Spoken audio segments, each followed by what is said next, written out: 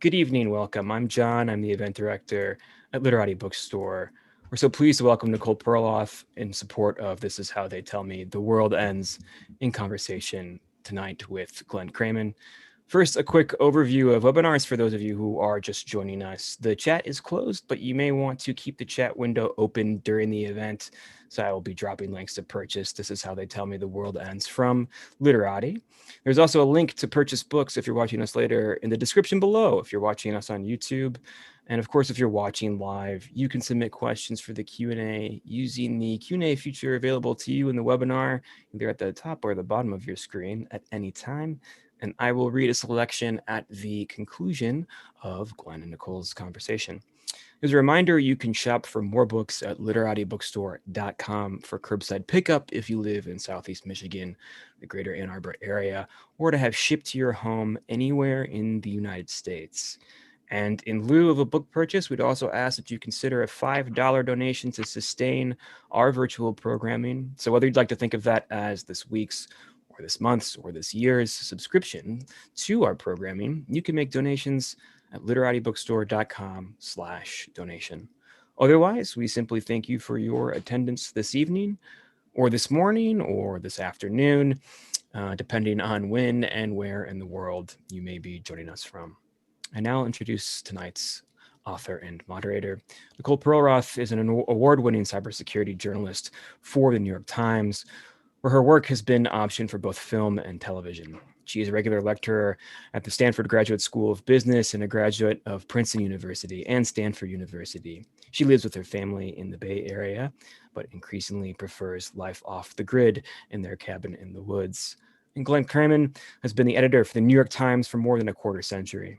Reporters whom he has supervised have edited have won 10 Pulitzer Prizes and been finalists for the Pulitzer 25 times. Earlier, he served as business editor of the Times and wrote about the business of healthcare and health insurance. They can't hear you, of course, but they can sense it through the power of the internet. So please join me in welcoming Nicole Perlroth and Glenn Crayman into your living rooms. Thank you, John. I'm honored to be interviewing Nicole, who for 7 years has been the most popular guest in my class at Stanford Business School. Her charm and her fascinating stories never to win over the students. And apparently she's pretty good at getting hackers to open up too. Even our New York Times friend and colleague, David Sanger, who's an expert on cyber weapons, said he learned so much from what the hackers had confided to Nicole in her book. So Nicole, I'm going to start with the title of your book. This Is How They Tell Me the World Ends. It's so uplifting in these dark times. And it contains dramatic scenes of what's already happened to us, the Russian attack on Ukraine that took down government agencies and railways and ATMs and even radiation monitors at Chernobyl. And of course, you've written a lot recently for the Times about solar winds when the Russians, we suspect, hacked into the computer networks of US government agencies and private companies through a security software used by many thousands of US organizations, global organizations. But give us the worst case scenario, how cyber attacks can end civilization as we know it. So first of all, let me just say thanks to everyone who's joining, and especially thanks to Glenn and John for agreeing to take this on your President's Day holiday. The title of this book, This is How They Tell Me the World Ends, came to me in the shower about 10 years ago. And like all good ideas do. And I definitely questioned it. The closer we got to publication, particularly with the pandemic, I thought for sure they were going to ask me to change the title. But they didn't. And the reason I chose it was because I had been warned as soon as I got on this beat that we were going to face what officials at the time called a cyber Pearl Harbor, cyber 9/11.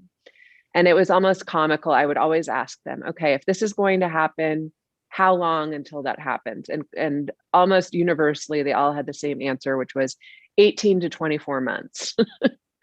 And it was just long enough that I might, forgive them if their prediction didn't come true or forget about it.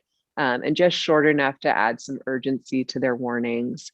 And now it's been, more than 100 months, and we haven't seen the calamitous bombs exploding, world-ending cyber attack yet. But we've seen it coming for a long time. And I actually have a problem with the cyber Pearl Harbor analogy, because we didn't see the Japanese planes coming, whereas we've seen the cyber equivalent coming for quite a while. It's also a distraction from where we already are, which is everything that could be worth intercepting has been intercepted in the United States. Our personal data, our medical records, our power grid, our nuclear plants, hospitals continue to get hit with ransomware. Our intellectual property has been siphoned off predominantly by Chinese hacking groups. And our critical infrastructure, like our water treatment facility, which just last Friday was hacked by a hacker who upped the level of LYE, in water. It could have been deadly if someone had not been sitting at their computer and watched their cursor move around without their hand moving. So, we're inching ever closer to this scenario. And the thing that really scares me the most is a coordinated effort on our critical infrastructure that looks very similar to the attack I just mentioned on the water treatment facility. I think that these big PG&E companies have good security budgets, have smart people working on security, have complex security protocols in place. It's these smaller municipalities who've wired up their grid and their water treatment facilities and their hospitals, et cetera, that often have to enable contractors or supervisors, engineers somewhere else to remote into their systems to make sure everything's moving smoothly. And it's that access that we've always worried would provide an entry point or be exploited by hackers. So when I think about the world-ending scenario, I don't even necessarily think about the nuclear plant that gets breached and its radiation monitors messed with, and the sort of a cyber-induced situation akin to what happened in Japan during the earthquake. What I think about is sort of these smaller places across the United States where in one city they contaminate the water and create something akin to Flint, Michigan, and we don't know about it until people are badly sickened. At the same time, they take out hospitals with ransomware, and that's continuing to happen all the time. And so hospitals have to turn patients away or don't have any track record of their medical records, and it makes it really hard to treat those patients. A dam, we've caught Iranian hackers inside our dams. It turned out they were in the wrong dam. They were in the Bowman Avenue Dam just outside Manhattan, not the Arthur J. Bowman Dam in Oregon, which had they unleashed the locks to that dam could have been really deadly. Instead, they were in this tiny little babbling brook dam and near Westchester. So what I worry about is just all of these things happening at once, because it doesn't take a super sophisticated Russian intelligence hacker to pull that off. And so I worry about these sort of other nation states that have clearly demonstrated the intent to do harm, but never really had the skills. And I think with every passing attack, they're seeing just how easy it is to attack United States infrastructure, and what a coordinated attack across multiple targets that wouldn't even need to be that large, the small municipalities, could really cause a lot of harm. So the goal with writing this book, and the reason I called it This Is How They Tell Me the World Ends, is it offers a little bit of plausible deniability for me. This is the attack they've warned me about for a long time, but it hasn't happened yet. But I do agree with them that we are getting ever closer. Every big cyber attack seems to be a slightly deadlier version than the last. And we've had a lot of close calls. And now we're facing this attack. You just mentioned SolarWinds, which for all intents and purposes looks like it was designed for espionage. They were really after emails and strategy documents. But we've seen Russia use that exact same access for destruction in an attack a couple of years ago, where they wiped out federal IT networks. People could not get gas or pay for gas at gas stations. They couldn't get money out of ATMs. The radiation monitors at Chernobyl went down. So we know they have no problem, clicking the mouse a couple more times to exact destruction. They just haven't done it yet. And so, we are very much in a very precarious place where all they're waiting for is some kind of geopolitical trigger, and they haven't had that yet. So Nicole, that's who is they? They mentions so they a lot. We think, well, in the SolarWinds case, we're told, but we have not seen hardcore evidence to support this yet, that it's this particular group of Russian intelligence agencies called SVR, which we know very well. They actually were behind a hack of the White House and the State Department in 2014, 2015. When I talked to people who were involved in responding to those attacks, they described it as hand-to-hand digital combat. They said this was the hardest group they've ever tried to eradicate off a network before. At one point, these hackers from this Russian SVR group actually took over their investigation tools and made sure that the investigatory tool, which was called RSA Net Witness, there's no reason for you to remember that, but they took over this RSA tool to essentially make sure that investigators didn't find all of their back doors. And that's the problem we're facing right now is the Russian SolarWinds hackers were inside the Treasury, the Department of Justice, the State Department, the nuclear labs, the Department of Energy, the Department of Homeland Security, the very agency charged with keeping us safe. They were in there for more than 9 months before we discovered them. So it's going to take a very long time before we can confidently say we found every Russian backdoor. Now, the good news is about this group is they're not the group that turned off the lights in Ukraine. They're not the group that decimated federal IT networks in Ukraine and got into the radiation monitors. They're much more the quiet prowlers. And that is really the only silver lining of this attack is they are not known for destruction. But that said, we have seen some coordination between this group and some other Russian intelligence units before. So it's too early to say, what could happen here. But right now we're just happy it was this group, even if they're the hardest to eradicate from our systems. The most fascinating thing about the book for me is that it's a business as much as anything else, that people are selling their ability to break into people's computers for lots of money, and it often goes to the highest bidder. Governments are involved, individuals are involved. Talk to us about that market.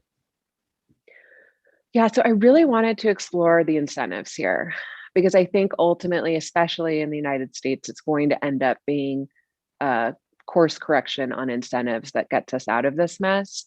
But what I learned was when it comes to our cyber vulnerabilities, there is a market. Hackers find vulnerabilities in code, and they have the option to sell it to government brokers or directly to government agencies, both intelligence agencies and law enforcement agencies, and also agencies like the Air Force, which uses those vulnerabilities in some of their battlefield preparations. And hackers can get as much as $2 million and now $3 million if they sell a way to remotely break into your iPhone, for example. They can sell that to a broker that readily advertised $2.5 million bounties for that capability. And ultimately, the end customer in all of this are governments, our own government, and increasingly a lot of other governments who over the last decade have seen their own reasons for trying to acquire ways to break into the iPhone. Many of them which use these capabilities to spy on their critics and their own people, and particularly in places like the United Arab Emirates and Saudi Arabia, where they don't necessarily have the hacking talent or trained hackers to be able to do these things, but they've learned that they have a lot of cash and they can buy their way into these markets. So I really wanted to explore what I saw as this big moral hazard, that our own government was willing to pay hackers as much as $3 million to break into our iPhones to break into Windows software, even as Americans use that same software. And even as that software started getting baked into more and more of our critical infrastructure systems, we used several vulnerabilities in Microsoft Windows software to essentially dismantle centrifuges at Iran's nuclear facility in an attack that the US pulled off with Israel back starting in 2007. The number of factories and critical infrastructure operators that also relied on that software, when you looked at a map of where they were, the bulk of them were not in Iran or the Middle East, they were in the United States. We are the most digitized nation, or among the most digitized nations on earth. So every time the government leaves open a hole in Windows software, they leave Americans more vulnerable too. And so that's the moral hazard I really wanted to explore in the book. And as I was reporting it, I realized that the stakes for that moral hazard were getting higher and higher. The more nation state hackers started targeting the United States, we are among the most targeted country in the world now by foreign hackers. But also as we made ourselves more vulnerable by baking this vulnerable software into more and more of our critical infrastructure. So if I understand you, we as taxpayers are financing our government's attempts to break into the computers of our enemies, but then those enemies are in turn using the same weapons against our phones and other devices. That's exactly right. And that's the taxpayer thing. I constantly had to remind myself that you and I are funding this thing, and ultimately we're the losers in this whole game because all of these vulnerabilities can be used back on us. What do you do, though? I understand the desire to keep our enemies at bay. And you've talked about countries like Iran that really can't match us militarily, but now through this cyber weapons market can match us. So what would we do if we weren't holding them at bay that way? Yeah, I think it's a really great question. And I try to do the intelligence agencies justice on this point, because some of these holes that they're using, that they discovered in Microsoft software, for instance, netted, according to people at the NSA who I spoke with for the book, netted some of the very best counterintelligence information that they got. It really helped them track terrorists. It was critical to the American war on terror. But even they will admit that they are watching our enemies in China and Russia, Iran, North Korea, get onto this game and use these same tools in tradecraft increasingly on American targets. So there was a quote I pulled from the book, from a NSA memo an analyst wrote, where he said something to this effect. He said, hacking into routers and switches has been very good for us and our Five Eyes partners for a long time. Five Eyes being the 5 English-speaking nations that form an intelligence partnership, like Canada, the UK, Australia, New Zealand, and us. And he said, but other nations have joined the scene. And it basically, he was saying, and it's only a matter of time before these same capabilities blow back on us if they haven't already. That was 9 years ago. And over the last 9 years, we have seen Iran emerge from this digital backwater into one of the most prolific nation state hacking groups on earth. They've eclipsed even China in terms of their frequency of attacks on American targets. We've seen China really up their game in terms of how they're hacking our intellectual property and hacking targets like Marriott, where they can find out where US government officials are staying, where they're traveling, match them up to their own list of suspected spies. Really, they've been hacking our hospitality industry and our transportation industry for a while to try and acquire this vast database of Americans' personal information.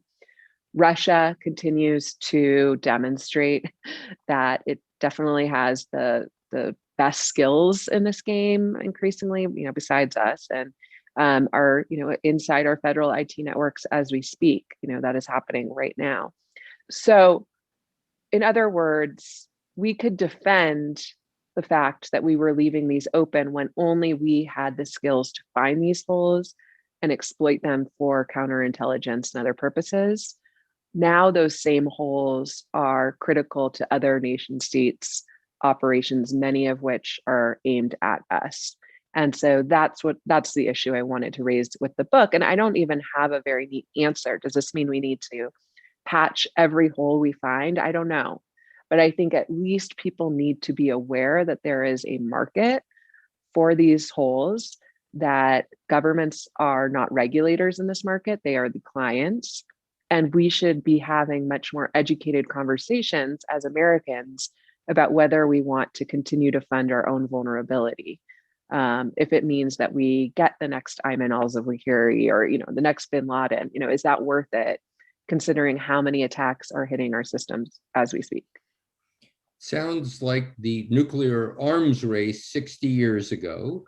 And that leads me to the question. So when I see This Is How They Tell Me the World Ends, I picture nuclear attacks, nuclear holocaust triggered by cyber weaponry. Is that plausible, and how might it happen? Well, we've already seen this attack I mentioned on that we called Stuxnet, which was this joint US-Israeli effort to get into Iran's Natanz nuclear facility. And we got into the rotors that spin the centrifuges that enrich Iran's uranium. Some cases we sped them up, and then we would sit back for 27 days and just make sure no one caught us. And then we'd get back in and we'd slow them down, and then we'd back off for another 27 days. And we effectively destroyed 1,000 of Iran's centrifuges. Now, unfortunately, that same access could be used to create an accident of a different kind. We could essentially leak out radiation or mess with the systems that monitor for radiation, like Russia did at the old Chernobyl nuclear site, so that we have no idea how much radiation is leaking into the community or into the atmosphere. We know Russia has hacked into our nuclear plants. We know that they've gotten into our power grid. We've actually seen a screenshot that the Department of Homeland Security published a few years ago, which showed the extent to which where Russia got into the switches at our power plants. And they essentially had their fingers right on the switch to turn off the power. They've done that in Ukraine.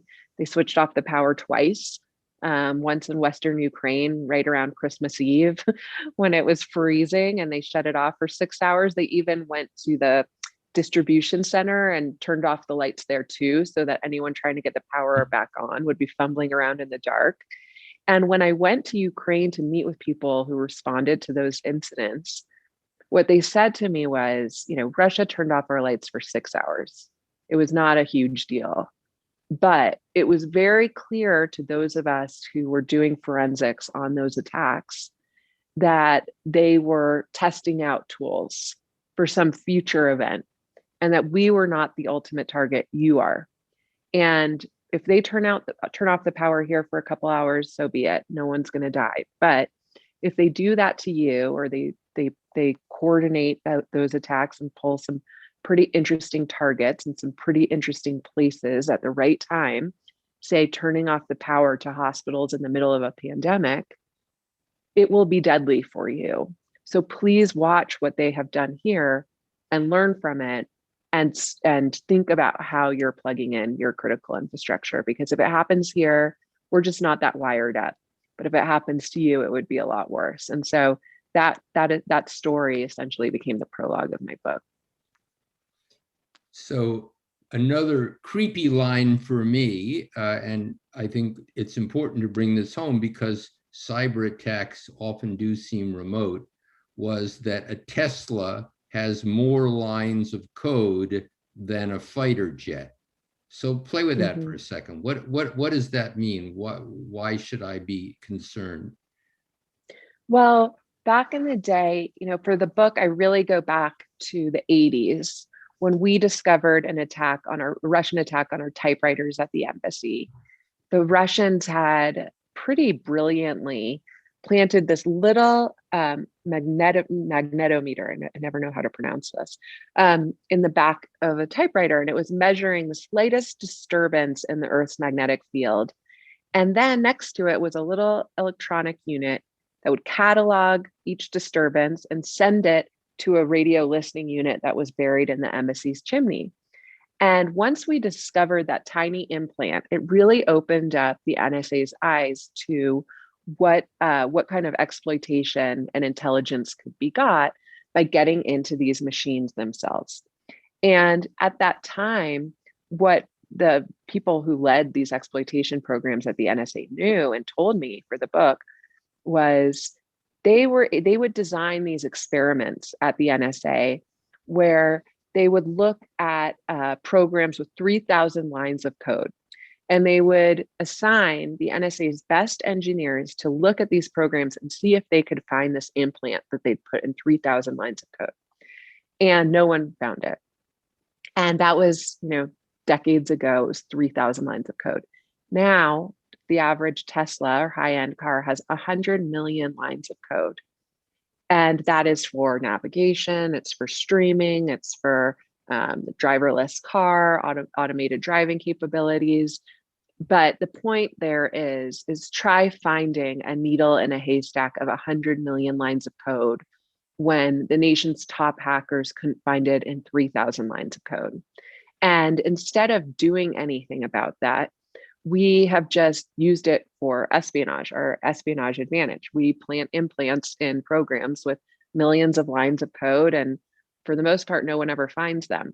The problem is we're all moving to Teslas. Maybe not, we can't afford Teslas yet, but most cars are becoming digitized in ways that we never really thought about the security implications for. And we see ransomware hitting our hospitals and our cities every single day. And cyber criminals really have no reason to get into your Tesla or automated vehicle just yet. But in the future, that will be considered a legitimate target. And you could easily see a situation where you get to your car and you see a little scary, ransom note on your car saying, we won't give you access back to your car unless you pay $300, dollars in Bitcoin, or more likely, hundreds of thousands of dollars in Bitcoin. So that's where the threat landscape is moving, just because that's where we're moving. And that's always been the way it goes. Every time a new technology has hit the market, whether it was our typewriters or our PCs and then iPhones and then critical infrastructure, nation states and cyber criminals have followed.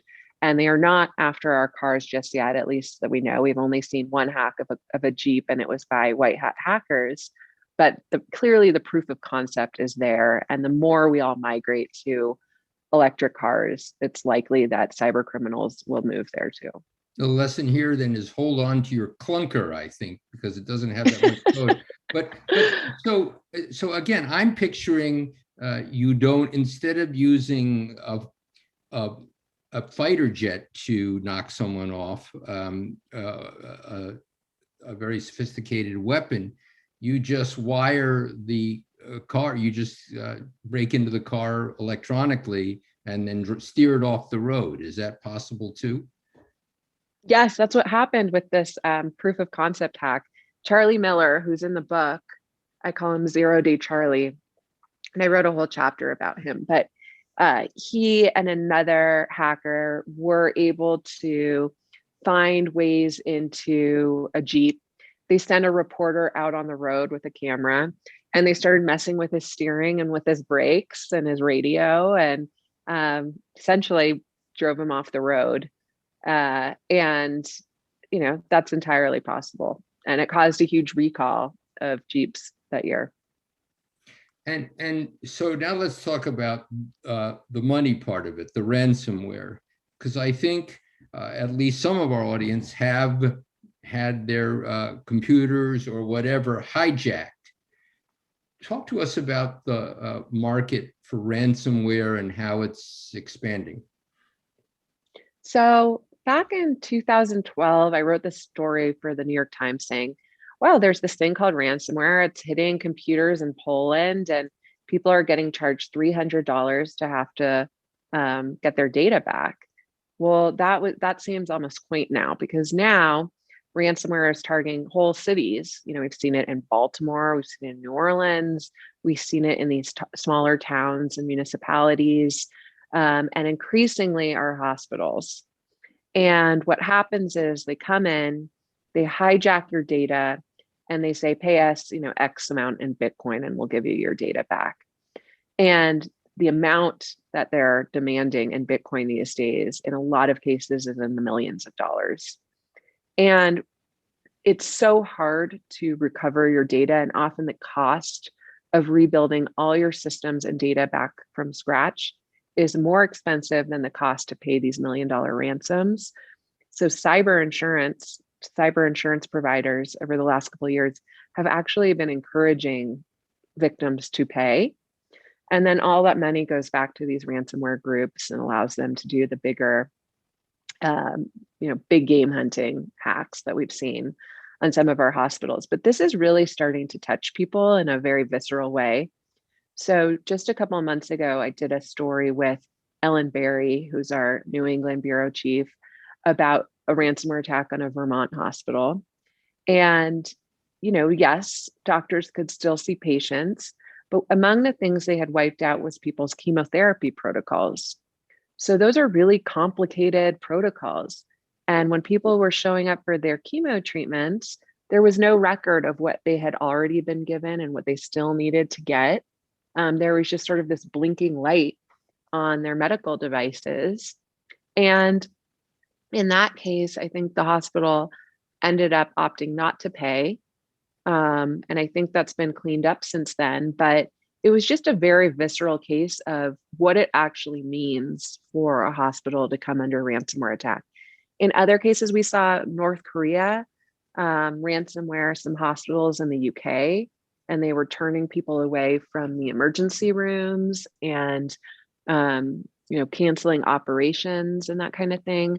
There was a case recently in Germany where a woman was turned away from urgent care because the hospital had come under a ransomware attack, was diverted to another clinic 20 minutes away, and then died shortly after she got there.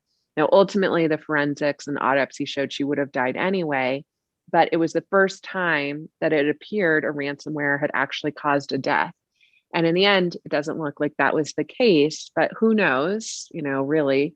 And we are getting dangerously closer to a situation where you can really kill people with a ransomware attack on the right hospital at the right time, just like this water treatment facility hack, increasing the level of lye in the water just before Super Bowl weekend. It was just outside Tampa, in a place that no one had really ever heard of before this attack. It's called Oldsmar, Florida, population 15,000. And some hacker got in, upped the level of lye from 100 parts per million to 11,000 parts per million. And it just so happened this engineer was sitting at his desk watching his cursor move around his screen, and he didn't even think anything of it because they constantly are giving outside contractors access to their computer systems. But then 5.5 hours later, he saw that same cursor move over to the function that controlled the amount of chemical in the water and up the level of lye. And at that point, they disabled remote access, and they say that it would have taken another 36 hours for that contaminated water to hit the drinking supply. But had someone not been sitting on their screen, then it would have sent a lot of people to the hospital in the middle of a pandemic where these hospitals in Florida are already under siege. So we don't know if that was a nation state or a disgruntled employee or a bored teenager, but clearly it wasn't that difficult for them to pull off something like this. And when I talked to security experts after, they said, this is precisely the target we worry about. These small municipalities that likely aren't monitoring their network traffic for, the adversaries we're worried about, that give outsiders ready access to their systems and could be easily exploited by hackers to cause some serious problems. So, and they typically are paying off the hackers rather than just saying no way. They are payments. Yeah, I mean, the ransomware cases, yes, most victims are paying. And when they don't pay, the most notable example was Baltimore. The city of Baltimore was held ransom. People couldn't pay their houses were drifting into foreclosure because they couldn't pay their mortgage payments. People couldn't pay their water bills, their parking bills. It really disrupted the Baltimore police. But they held firm and they decided not to pay. Now, I forget what the ransom demand was, but whatever it was far short of the $18 million they ended up having to pay to rebuild these systems from scratch. And there's just a lot of private corporations that are paying these ransoms very quietly. And in some cases, I heard last year, one of the ransoms went up to, I think it was $24 million. So, these are not small payments. These people are making a lot of money from ransomware. And actually, when you look at the cost of these cyber attacks in the United States, there was a study a couple of years ago that found that the cost of cyber attacks now exceeds the cost from terrorist attacks. So that goes back to my moral hazard argument that when that is the case, when these are really becoming a bigger threat to us than terrorism, then it might be time for us to refocus our priorities on defense, because clearly, we've been legitimized as a target. Our critical infrastructure is getting hit. Our hospitals are getting hit.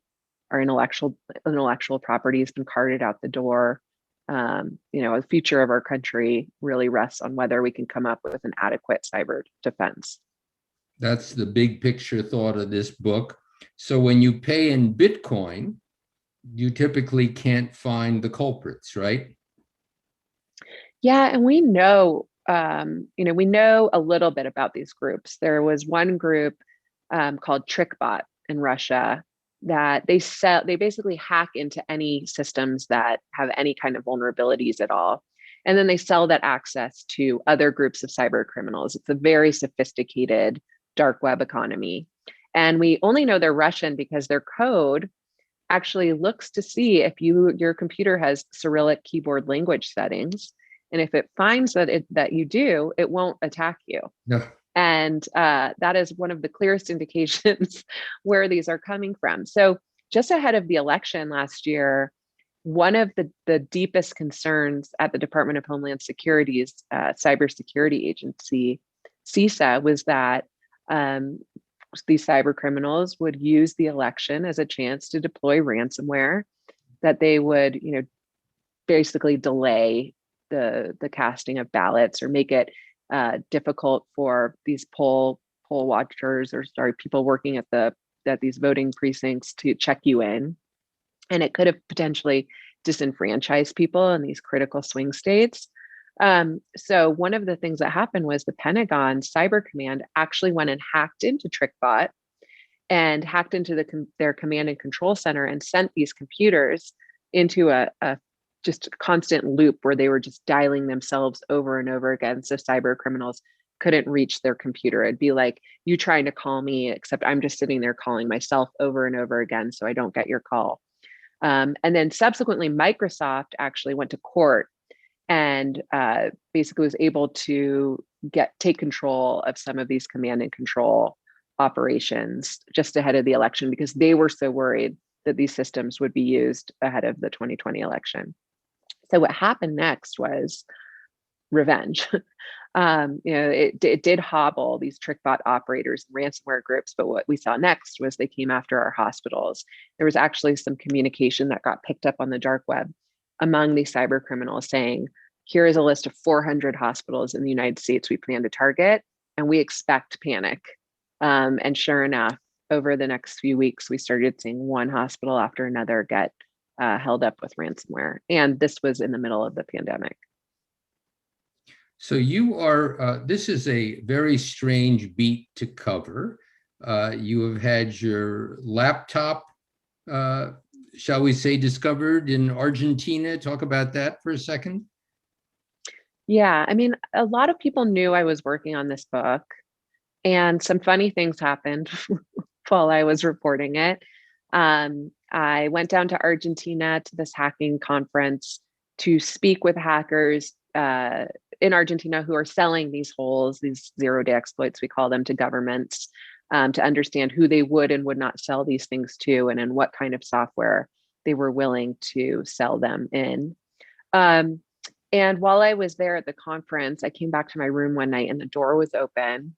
And I'd brought a burner laptop down with me, but I'd stuck to pen and paper at the conference because I'm rightfully paranoid these days. And when I walked into my room, I noticed that the door to the safe that contained my laptop was open and my laptop was in a different position. And all my cash that I'd pulled out from the Cueva was still around the room. So, maybe it was a cleaning lady, but why would a cleaning lady break into a safe? And why, if it was a thief, why wouldn't they just take the cash? And so there were some things like that. I also got an alert from our time security team that someone was trying to offer good money to anyone who could hack into my phone or laptop. There was the president of the United States called me out for treason at one point. Yeah, talk about that story. for a second. I think I read that it was the first time anyone at the New York Times had ever been accused of treason. So talk to us about that. So, we had been accustomed to these other names like Failing New York Times and Enemy of the People, and those weren't that great either. But David Sanger, who I write a lot of these cyber stories with, and well, he came to me at one point in 2019 and said, I've heard that the authorities have changed at Cyber Command. So it used to be that when Cyber Command, which was only created in 2009, which is essentially our nation state hackers of our own, when they were created in 2009, anytime they pulled off an attack on Iran's grid or an Iranian nuclear facility or anything, they needed Obama's sign off. Under Trump, that changed. We don't exactly know why or what those discussions looked like, but under Trump essentially delegated the authorities for these attacks to Paul Nakasone, the director of NSA and the head of Cyber Command. So they were able to do these attacks without Trump knowing about it. And what David had learned was that these authorities have changed, but I don't know exactly what this looks like on the ground. And so for the next several months, David and I kind of parted ways and went and called up every source we could to try and learn as much as we could about these authorities.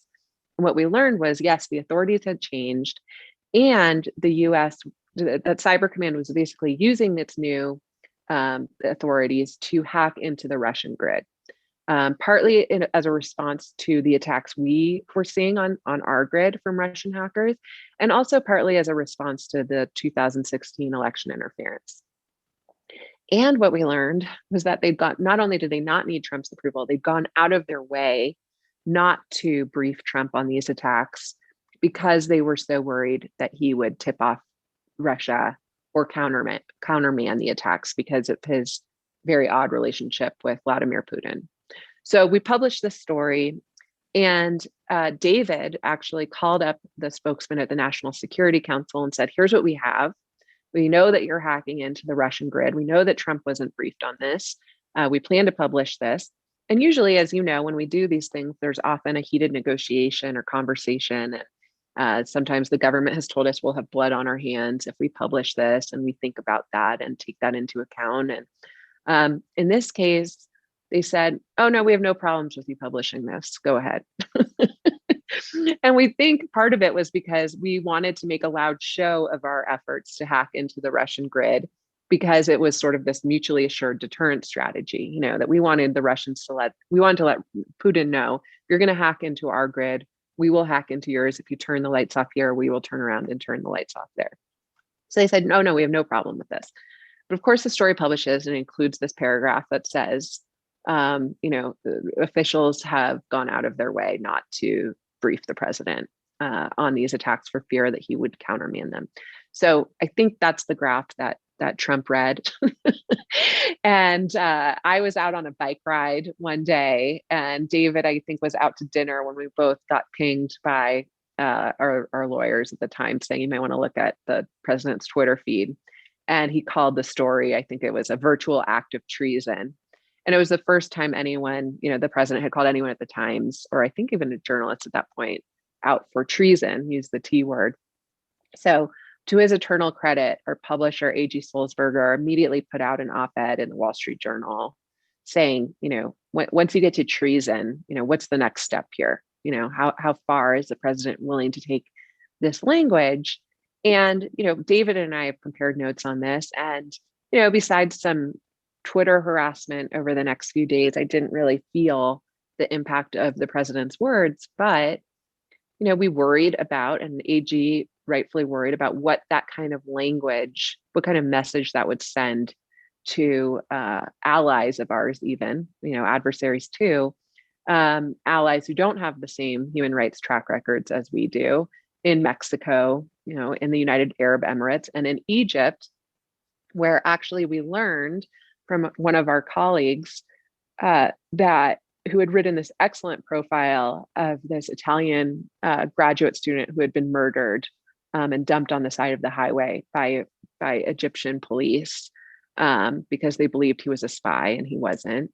But he had just published this excellent story in New York Times Magazine about it. And right afterwards, he got in a call from someone at the U.S. Embassy, maybe in Cairo, saying, we want to warn you that the Egyptian police is going to come arrest you. And no one at the embassy is trying to stop them. In fact, they've sort of given it the go ahead. And it just so happened that our reporter had dual citizenship. He was also an Irish citizen. So this official was essentially saying, call the Irish embassy, and hopefully they'll get you out, because it doesn't appear our government has any intent on helping you in this case. And it was ultimately the Irish government that got him out. So AG called out that event and said, when the president of the United States calls a journalist out for treason, it basically gives a pass to governments like Egypt to arrest our own reporters, and more likely reporters in those countries. So that was really the long tail of that language.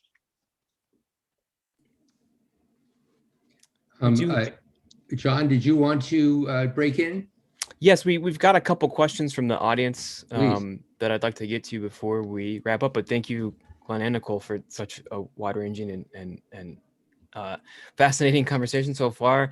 The first question, Nicole, you might have touched on this a little bit, but it's a question about scope. Is the U.S. inside of viewer rights, the government networks of Russia, China, Iran, etc., hoovering up government secrets, personal info, and intellectual property? Yeah, and the short answer to that is yes. I mean, we learned a lot from the Snowden documents. One of the stories that I published that I've been thinking about a lot lately with the SolarWinds attack by Russia on us was an attack where we actually broke into Huawei, the Chinese software company. We actually broke into their headquarters, got into their source code a couple of years ago. And David and I broke that story in the Times. People often forget it when we talk about Huawei these days and 5G and whether Huawei will essentially be one big Chinese backdoor. But in that case, a couple of years ago, we learned that the US government broke into Huawei in search of Chinese backdoors.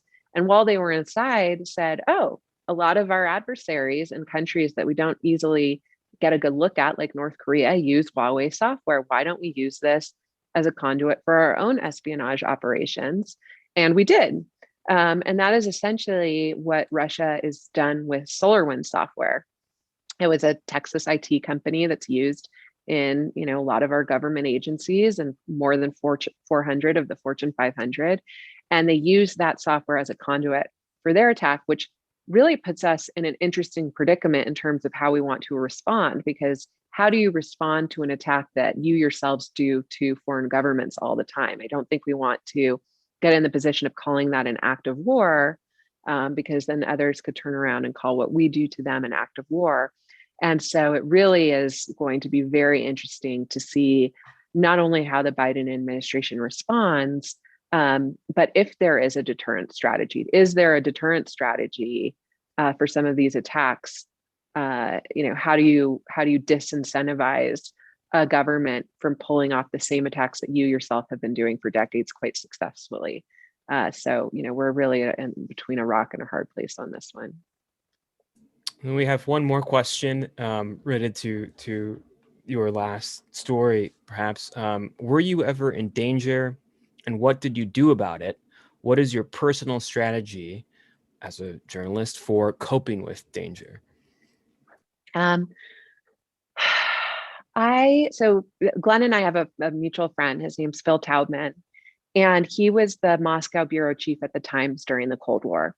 And he pulled me aside after one story I wrote about how China had hacked into the New York Times. And I broke that story. And he said, "Do you feel like you're in danger?" And I kind of laughed off the question. And he said, "Well, let me tell you a little story." He said that when he worked in Russia, the KGB would essentially follow him on his way to drop his kids off at preschool.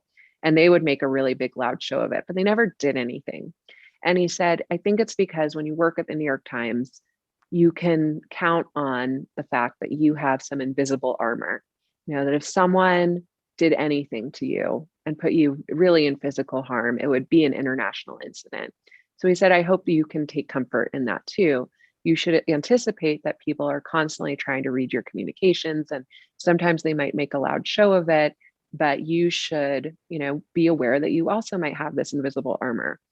So I took comfort in that for a long time. But then under Trump, things got a little scarier with him calling us out for treason, with Jamal Khashoggi, and the lack of any serious US response to those attacks, with the Trump administration not calling out Russia as strongly as I think that they could have for Navalny and for some of the poisonings and murders of their own journalists. And also just in Mexico, we were constantly seeing, I think, more journalists in Mexico died in 1 year under Trump than any other nation state. So it just got a little bit scarier. I think for me, the scariest, obviously the hacking is scary. And the way I deal with that is I just think about what do people want?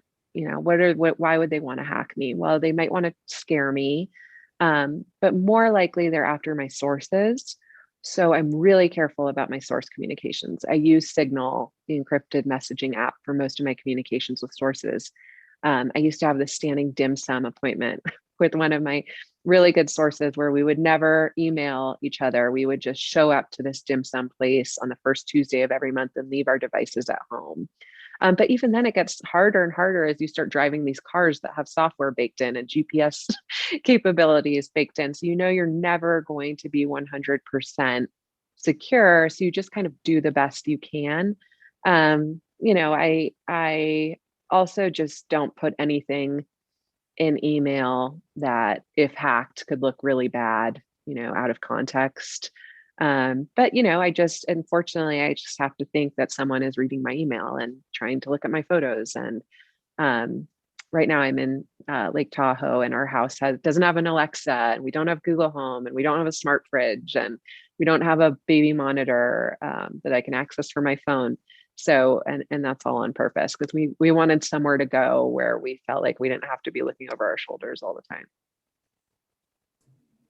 Thank you for that. And we've reached the top of the hour, so I think it might be time to say goodbye. But Nicole Perlroth, Glenn Crayman, thank you so much for joining us at Home with Literati. Of course, viewers, you can purchase This Is How They Tell Me the World Ends from Literati at the link that I placed in the chat. And if you're watching us later on YouTube, there's, of course, a link to purchase the book from Literati in the description right below us.